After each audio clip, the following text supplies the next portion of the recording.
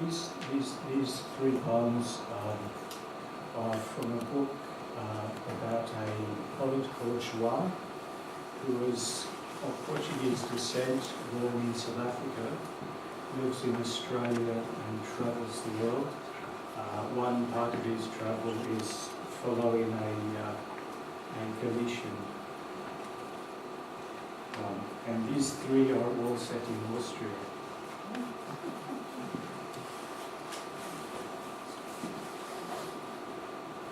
Josef met João there outside Karlskerke at the Winternacht. And they drank glühwein that resined like pantomime blood. Josef was joking, talking about his son, who in the time after the tsunami had sunk into depression, now was better. With his new flatmate João, I should say landlady, an old famous punk rocker, he might learn more about life.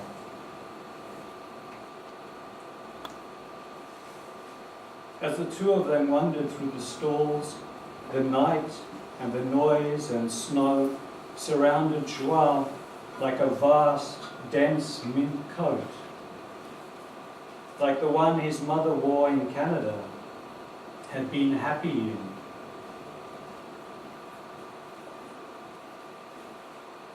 Days later, João would be drugged by a Galician's love magic outside Stefansdom, learning from her and her wildness.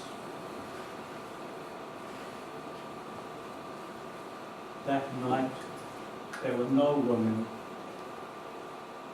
just João and the novice.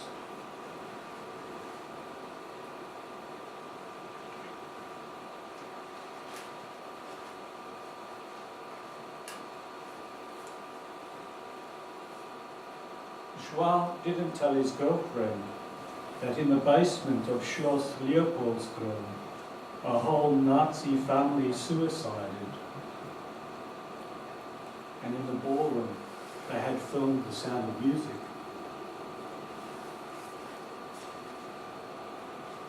In one of its many bedrooms, he and his muse slept on a bed wide as landscape.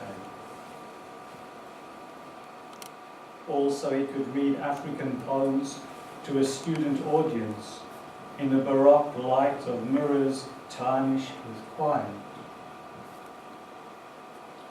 One of the translators, maybe a writer's, was João's German voice, and that man's wife-to-be, a muted smile.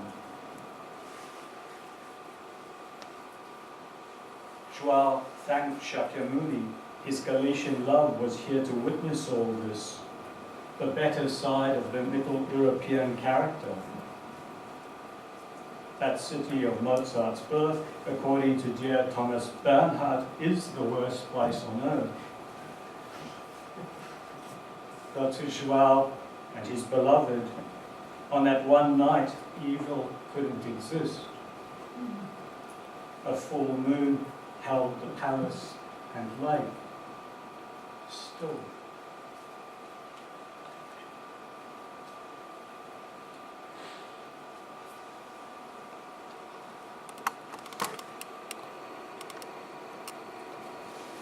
More than half a decade later, he would again stay in that apartment on Freundgasse, where he must say their love began.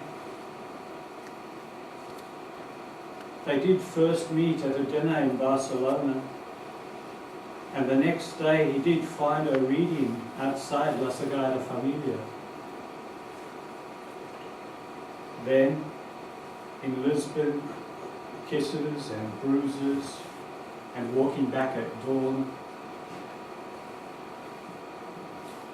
But here in Vienna, they had a completely orange hotel room.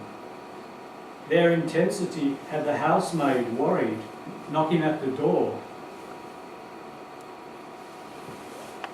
All that seems cinematic now, a forced European dream, a desperate hope.